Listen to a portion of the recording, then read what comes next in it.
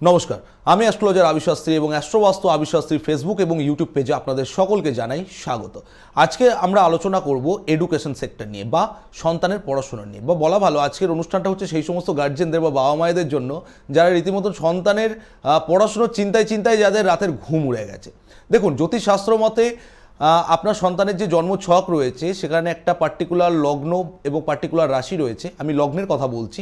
লগ্ন থেকে চতুর্থ ভাব, পঞ্চম ভাব এবং নবম ভাব হচ্ছে আপনার সন্তানের এডুকেশনের জন্য কিন্তু দায়ী। চতুর্থ ভাব হচ্ছে বেসিক এডুকেশনের জায়গা, পঞ্চম এবং নবম ভাব থেকে কিন্তু হায়ার এডুকেশন বা পিএইচডি লেভেলের পড়াশুনো দেখা হয়।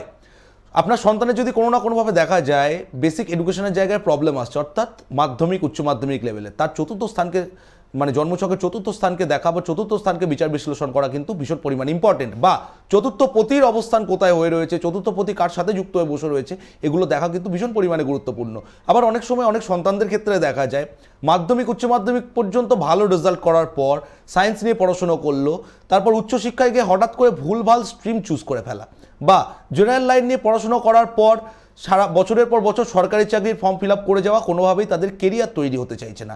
এমনও অনেক সন্তানরা রয়েছেন বা বাবা মায়েরা রয়েছেন যারা সন্তানদের নিয়ে চিন্তিত, ইঞ্জিনিয়ারিং পড়িয়েছেন, ম্যানেজমেন্ট পড়িয়েছেন, যে কোনো ধরনের প্রফেশনাল কোর্স করিয়েছেন, আপনি বিটেক করিয়েছেন, বিবিএ করিয়েছেন, বিসিএ করিয়েছেন, বাট আপনার সন্তানের কেরিয়ার তৈরি হচ্ছে না, বা চাকরি পেলেও এমন এমন চাকরি তার কপালে জুটছে যেগুলো হয়তো আপনি যেখানে থাকেন সেখান থেকে অনেকটা দূরে, এবং যে স্যালারিটুকুনি পাওয়া উচিত তার ধারে বাইরে তার স্যালারি হচ্ছে না বা তার যোগ্যতা অনুযায়ী চাকরি আসছে না।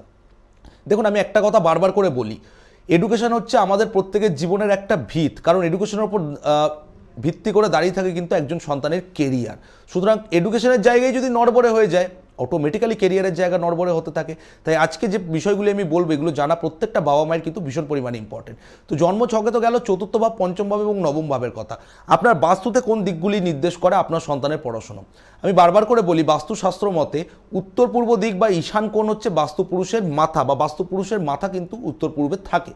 কোনো না কোনোভাবে যদি দেখা যায় আপনার বাড়ির উত্তর পূর্ব ঘেটে গেছে বা উত্তর পূর্বে বাস্তু দোষ তৈরি হয়ে গেছে, আপনার সন্তানের কিন্তু পড়াশুনো মনে রাখার ক্ষেত্রে, এডুকেশনে কনসেন্ট্রেশন দেওয়ার ক্ষেত্রে, বা পড়াশুনোয় যে রেজাল্ট তার মানে আশানুরূপ যে রেজাল্ট হওয়া উচিত সেই ক্ষেত্রে কিন্তু প্রবলেম তৈরি হয়। আর একটা যে বিশেষ দিক ভীষণ পরিমাণে ইম্পর্টেন্ট, সেটা হচ্ছে পশ্চিম দিকের আশপাশ, অর্থাৎ পশ্চিম এবং দক্ষিণ পশ্চিমের মধ্যবর্তী জায়গা। এই জায়গাটাও কিন্তু ভীষণ পরিমাণে ইম্পর্টেন্ট। এই জায়গাতেও যদি প্রবলেম হয়ে থাকে আপনার সন্তানের কিন্তু পড়াশোনার জায়গায় ভীষণ পরিমাণে ট্রাভেলস চলে আসে। পশ্চিম এবং দক্ষিণ পশ্চিমের মধ্যবর্তী জায়গায় যদি আপনি আপনার বাড়িতে টিভির অবস্থান করে রাখেন, আপনি যদি আপনার বাস্তুতে টিভি লাগিয়ে রাখেন, আপনার সন্তান রীতিমতন এন্টারটেনমেন্টের দিকেই চলতে থাকবে। অনেক বাবা মায়েরা এসে এরকম আমাদের বলেন যে বাচ্চা তো শুধুমাত্র সারাদিন টিভি দেখছে, মোবাইল নিয়ে পড়ে রয়েছে, সোশ্যাল মিডিয়া অ্যাডিক্টেড, রিলস দেখে যাচ্ছে, শর্টস দেখে যাচ্ছে, পড়াশোনার প্রতি তার কোনো ন্যাক নেই। দেখুন তো, আপনার বাড়ির পশ্চিম এবং দক্ষিণ পশ্চিমের ওই জায়গাটি ঠিক রয়েছে তো, ওই জায়গার তত্ত্ব ব্যালেন্স হয়ে রয়েছে তো?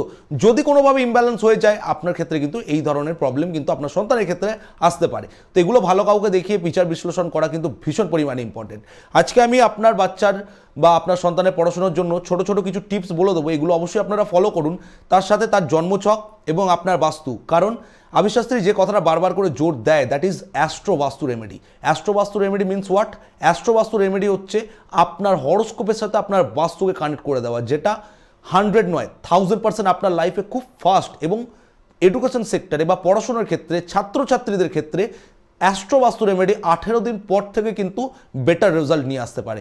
এটা আমার চ্যালেঞ্জ, বহু বাবা মায়ের সন্তানের ক্ষেত্রে করে দেখিয়েছি, আপনার ক্ষেত্রেও করে দেখাবো।